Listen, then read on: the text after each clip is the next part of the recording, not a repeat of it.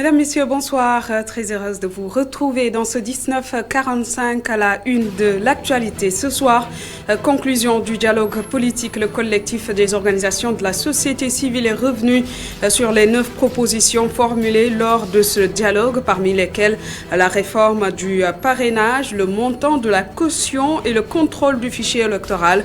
Le COSCE a saisi l'occasion pour appeler les futurs candidats à la prochaine présidentielle de 2024 à débattre sur leur programme, puisque le débat sur la question du 3e mandat est désormais clos par le président de la République Macky Sall. Précision à suivre dans ce journal. Optimiser les rendements agricoles grâce aux technologies numériques, c'est l'objectif du concours AUT Africa Challenge Sénégal. Différentes applications pouvant apporter des astuces sur la meilleure utilisation de l'eau, de l'engrais ou des intrants ont été présentées par les compétiteurs. Les précisions à suivre tout à l'heure avec Isidore Alexandre-Sen.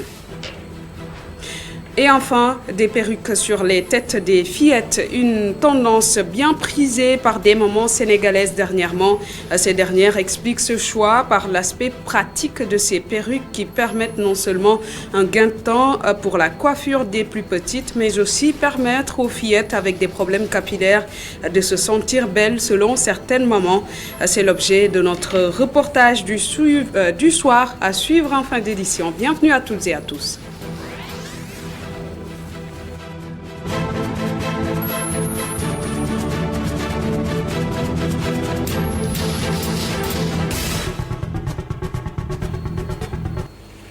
Restitution des travaux du dialogue national. Le collectif des organisations de la société civile a fait 9 propositions.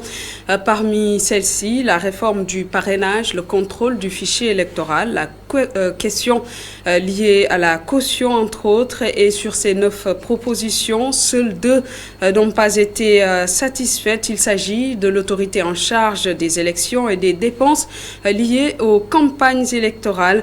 Le COSCE se dit tout de même satisfait des conclusions de ce dialogue. Les précisions dans ce compte-rendu signé Mme Seynabou Babou et Séléman Diallo. Partie prenante du dialogue national, la société civile n'a pas manqué de soulever les préoccupations citoyennes dans l'inclusion au processus électoral. Cette proposition avait pour but de permettre à tous les candidats de participer à la course présidentielle. En termes d'inclusion, nous avions proposé une disposition qui allait même permettre que ce soit Sonko même condamné qu'il puisse participer. Ça, si c'était appliqué par exemple, que ce soit Sonko, Karim et Khalifa, tout le monde allait participer, même Sonko condamné. On ne nous a pas suivis dans ça. On a préféré modifier les articles L29, L28, qui introduisent la grâce, etc. et qui permettent à ce que aujourd'hui Karim et Khalifa puissent participer. Un autre point important souligné par la société civile, l'introduction du parrainage optionnel. Moundiaye Cissé s'explique. Déjà au lancement du dialogue, et on a fait des propositions. Et on nous a suivis dans ça. Ça également, c'est à mon avis un acquis fondamental. Parce que le parrainage a fait l'objet de beaucoup de rejets de candidatures. Il y a le tirage au sort également qu'on a proposé, qui va être institutionnalisé par rapport au processus électoral. Et bien d'autres choses qu'on a intégrées. Je crois que dans tous les acquis du dialogue politique, il y a la main de la société civile là-dedans. Selon le directeur exécutif de l'ONG 3D, sur les 9 propositions de la société civile, seules 2 n'ont pas été retenues. Le premier point porte sur l'autorité en charge des élections. C'est-à-dire, est-ce que le ministre de l'Intérieur doit continuer à organiser les élections ou est-ce qu'il faut une personnalité indépendante? L'autre point de désaccord, c'est être chef de parti et chef d'État. Et ça, vous avez vu la position même du chef de l'État qui pense que ça c'est valable quand c'est un mandat unique, comme dans certains pays où c'est un mandat unique. Et que donc, on n'a pas eu de point d'accord sur ces questions. Les acteurs se disent satisfaits des conclusions du dialogue national qui, de leur point de vue, a joué un rôle déterminant sur le choix du chef de l'État de ne pas se présenter à la prochaine élection présidentielle.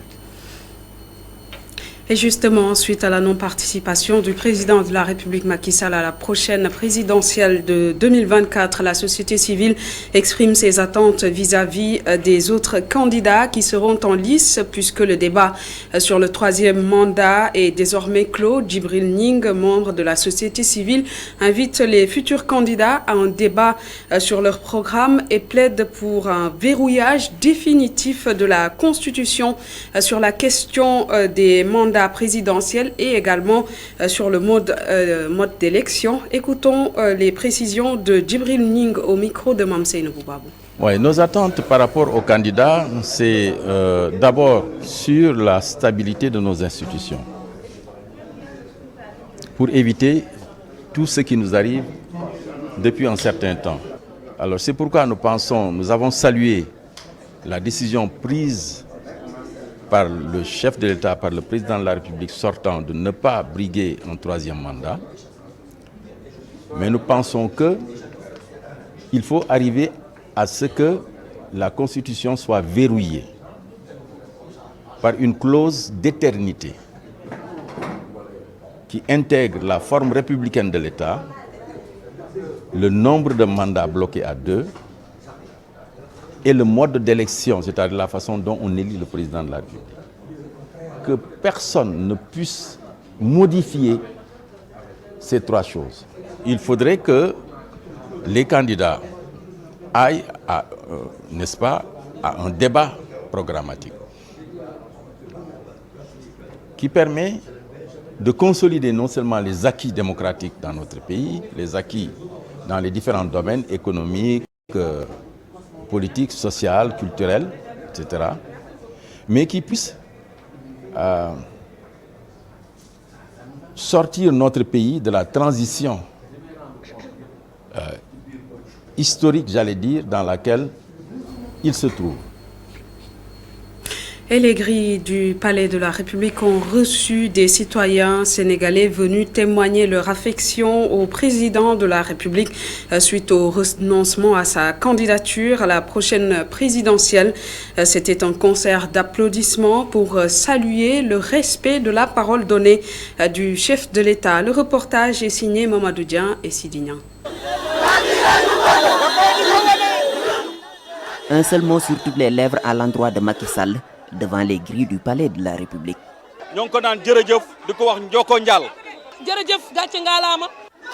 À 19h sur l'avenue Léopold Sédar Senghor, Macky Sall remporte le prix de l'applaudimètre pour reprendre feu juge Kéba Mbaye. Le président de la République sort de son bureau. Macky Sall sympathise avec ces Sénégalais venus lui témoigner respect et affection, parfois en pleurs.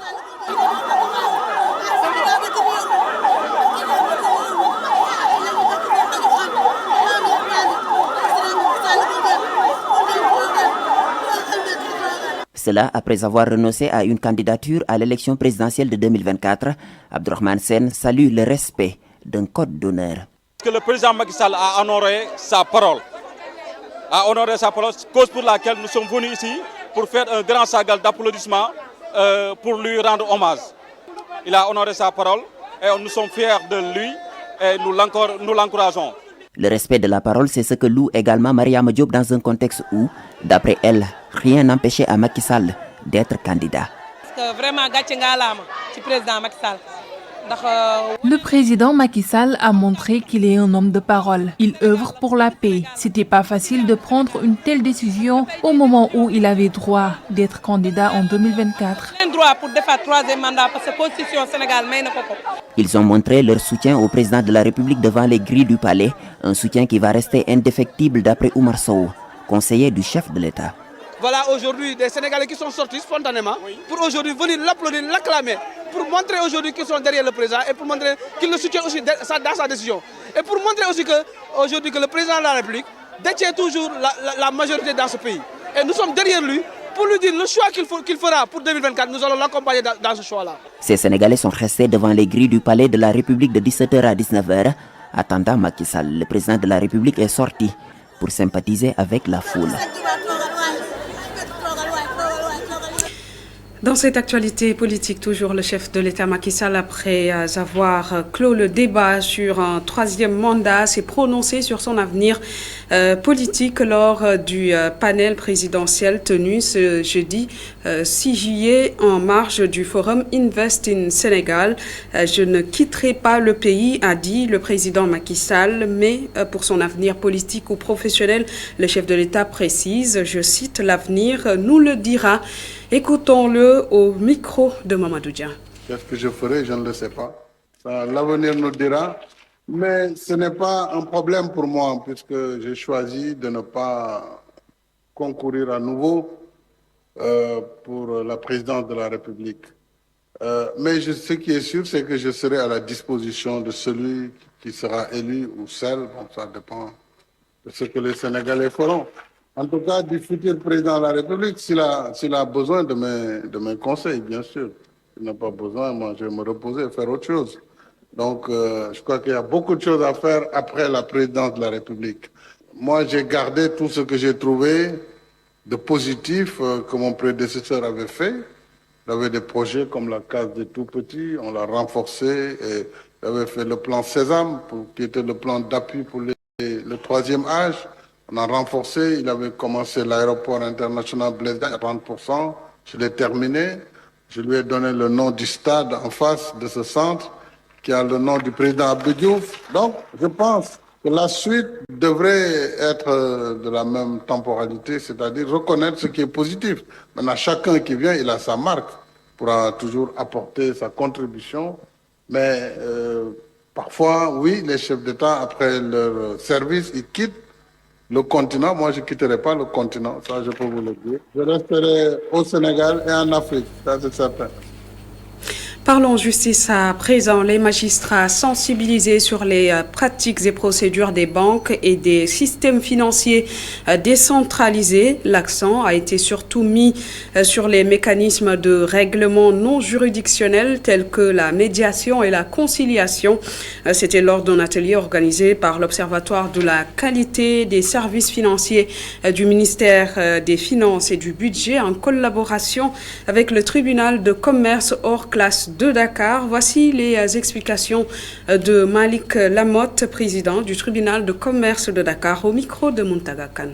Nous nous sommes retrouvés aujourd'hui à Saly dans le cadre de l'exécution de notre plan d'action qui consiste à interagir avec l'écosystème des banques d'abord et des systèmes financiers décentralisés pour permettre aux magistrats que nous sommes de mieux appréhender les contraintes, les difficultés, de connaître l'environnement dans lequel ces institutions travaillent et en retour de leur offrir un mécanisme de règlement non juridictionnel, notamment la médiation et la conciliation, pour éviter, effectivement, sachant que nous avons affaire à une population faible, les procédures judiciaires et surtout les procédures d'exécution qui ne sont pas de nature à booster l'économie. Donc le tribunal de commerce a pour mission, entre autres, de développer la pratique de la médiation et de la conciliation. Et pour cela, il faut tout un travail pédagogique, un travail d'accompagnement, un travail de sensibilisation des acteurs. C'est d'où l'intérêt donc de la rencontre de ce matin qui s'inscrit dans cette dynamique. Dans l'actualité judiciaire, en plus bref, nous parlons de l'affaire du crash de l'avion Air Sénégal. Le procès renvoyé au 24 août prochain. La deuxième chambre correctionnelle du tribunal de grande instance de Dakar a évoqué ce 6 juillet l'affaire du crash de l'avion Sénégal Air. Mais le procès a été renvoyé au 24 août prochain pour comparution des témoins. Pour rappel, ce crash qui a eu lieu en septembre 2015 avait fait ou plutôt avait coûté la vie à 7 personnes. Je vous le disais en titre, Agrotech IoT Africa Challenge Sénégal. Ce concours initié par IFR International a mis en compétition des jeunes, porteurs de projets innovants dans l'agriculture et l'élevage. En effet, les technologies utilisées par les jeunes peuvent être des solutions aux faibles rendements agricoles. Et pour ce faire, les applications aideront sur le comment utiliser l'eau, l'engrais et les intrants. Les résultats de ce concours ont été d'ailleurs présentés aujourd'hui à Thiès par des compétiteurs venus de diverses régions et établissements du Sénégal. Le compte-rendu est signé Isidore Alexandre Sen. Sankou Koulibaly et Mariam Gueye disent détenir des solutions pour aider les agriculteurs à optimiser le rendement. Cela à travers un projet dénommé Agrotype Solution. Agrotype Solution, c'est un projet agrotech qui vient en aide pour les producteurs locaux. Pourquoi? Pour les aider à optimiser le rendement agricole. On sait tout que les producteurs locaux n'ont pas les compétences de mesurer certaines données qui sont assez importantes pour avoir de grands rendements, tels que l'humidité, le pH. Alors, comment l'application sera utilisée par les paysans qui ne savent pas déchiffrer la langue de Molière? Que l'agriculteur local peut ne pas pouvoir lire. Les données seront annoncées en sonore, en vocal, en sa langue. C'est-à-dire, par exemple, si une donnée température est trop bas, l'application va dire à l'agriculteur sa température da wàcc trop yokkal sa arrosage bi. Engrais bi tamit noonu la. C'est-à-dire, il va dire, si l'engrais est trop bas, il va dire, ça souffre vite, manque d'engrais, voilà, engrais. C'est en grosso modo, c'est comme ça. L'application fonctionne. Et puis, ça fonctionne avec une connexion Bluetooth. Même dans une zone blanche, il n'a pas besoin de couverture réseau. Il peut l'utiliser. Hyfer International est l'initiateur du concours IoT Africa Challenge Sénégal, un concours qui vise à aider les porteurs de projets novateurs dans les domaines de l'agriculture et de l'élevage. Un constat de Hyfer après avoir mené une étude en 2021 sur l'agriculture africaine. Et on a constaté qu'il y avait très peu d'utilisation des nouvelles technologies. Or, pour rendre l'agriculture attractive en Afrique et attirer les jeunes dans le secteur de l'agriculture, il faut nécessairement une inclusion des nouvelles technologies. Ce qui est déterminant pour justement la sélection, c'est qu'il faut que ça soit des solutions innovantes à la portée des petits exploitants, mais aussi qui peuvent servir aux grands exploitants. À l'issue du concours, 5 projets ont été sélectionnés et soutenus financièrement. Hyfer International entend toucher plus de projets à la prochaine édition. Et dans la promotion de l'agroécologie, la ville de Médina Yoro Fula a fait un bond en avant dans l'optique de valoriser les métiers para-agricoles. Cette partie nord de la région de Kolda a enregistré des avancées significatives dans le domaine de l'agroécologie. Le reportage est signé Seydou Dia. Cela fait plus d'une décennie que l'ONG Fodé, en partenariat avec Alliance, intervient dans le département de Médina Yoro Fula. À travers ce programme consacré à l'appui à la résilience et à la transition écologique précédé par tant d'autres, l'objectif est de promouvoir l'accès des femmes aux ressources économiques durables. Dans ce département, Fodé et son partenaire Alliancia interviennent depuis plus de 15 ans dans la sécurité alimentaire. Notre option a toujours été de promouvoir des systèmes agricoles durables. C'est ainsi que nous avons beaucoup travaillé à la mobilisation des ressources en eau pour produire toute l'année et dans des superficies beaucoup plus petites. Et de ce partenariat est né plusieurs grandes réalisations, notamment dans le domaine de l'agroécologie, la facilitation de la mobilité urbaine, la capacitation des femmes à intégrer les pouvoirs de décision et aujourd'hui, la promotion de l'entrepreneuriat jeune. Donc l'objectif d'Alliance pour la solidarité est de parvenir à une citoyenneté active et globale qui lutte contre les grandes inégalités dans le monde et en faveur de la reconnaissance des droits de l'homme. La formation des jeunes dans le cadre de la mise en œuvre de ce programme a permis d'apporter des réponses adéquates pour soutenir les initiatives d'auto-emploi dans les domaines de l'agroécologie, mais surtout dans la maintenance des engins agricoles. Les gens sont prompts à aller acquérir des équipements. Et on dirait que ces équipements doivent vivre ad vitam aeternam. On achète un tracteur à 20 millions et il n'y a pas l'environnement pour réparation. Et cet investissement de 20 millions, au bout de 2 ans, est déjà en panne. Et donc, que les gens quand ils acquièrent du matériel, pensent d'abord à la maintenance de ce matériel. Ce sont ces métiers-là dont on a besoin quand on modernise l'agriculture. Justement, il y a des jeunes qui vont se constituer en GIE pour offrir ce service. Former des jeunes et des femmes dans des métiers para-agricoles.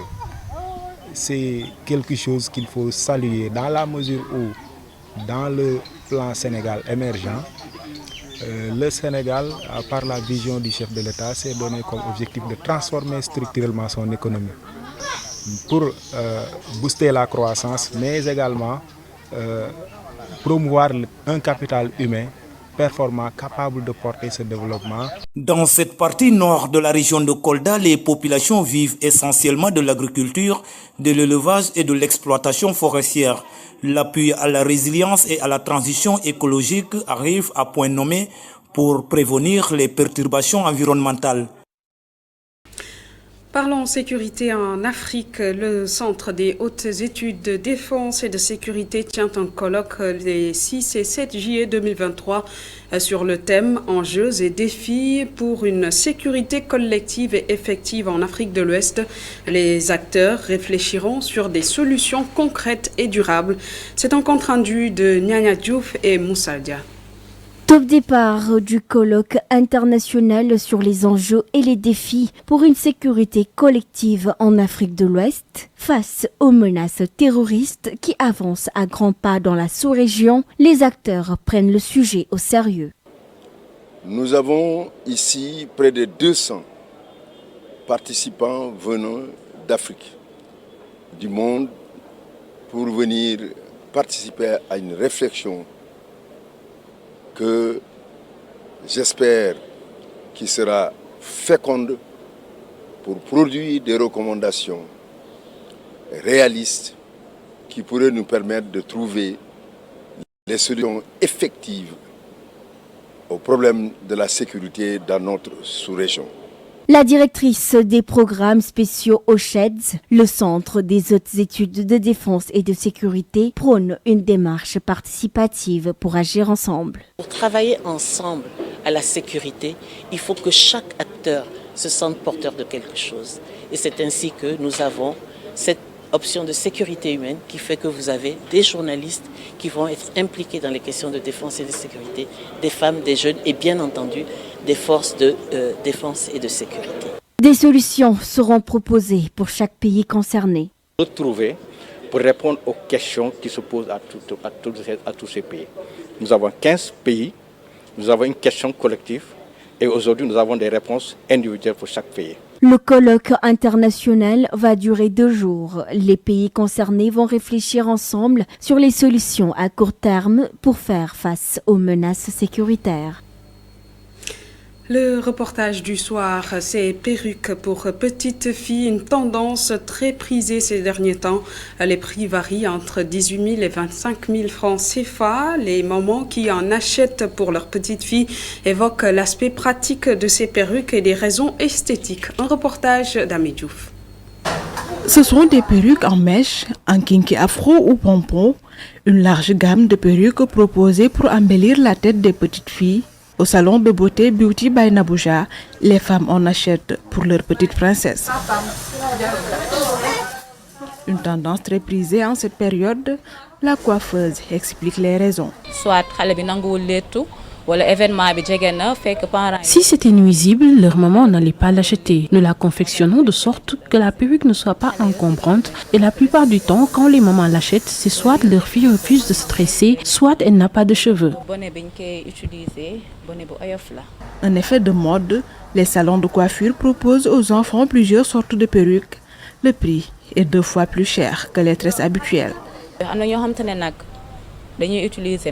Nous utilisons une closure qui ressemble à la cuir chevelu. Celle-là coûte 25 000 francs et la petite peut la coiffer selon ses goûts. Si c'est sans closure, c'est à 18 000 francs. Un choix fait par ces femmes pour 1001 raisons, explique une maman venue récupérer la perruque de sa fille. Le temps ne nous permet plus de rester des heures pour les tresses des enfants. Nous travaillons 24 heures sur 24 et nous descendons tard la nuit. C'est très pratique et ce n'est pas trop cher. L'essentiel, c'est de ne pas en abuser. Auparavant, les perruques n'étaient pas destinées aux petites filles, mais désormais, les enfants aussi en font leurs affaires, une pratique appréciée par certains et fustigée par d'autres. Et c'est ce qui met un terme à cette édition. Merci de l'avoir suivi. Excellente suite des programmes sur ITV.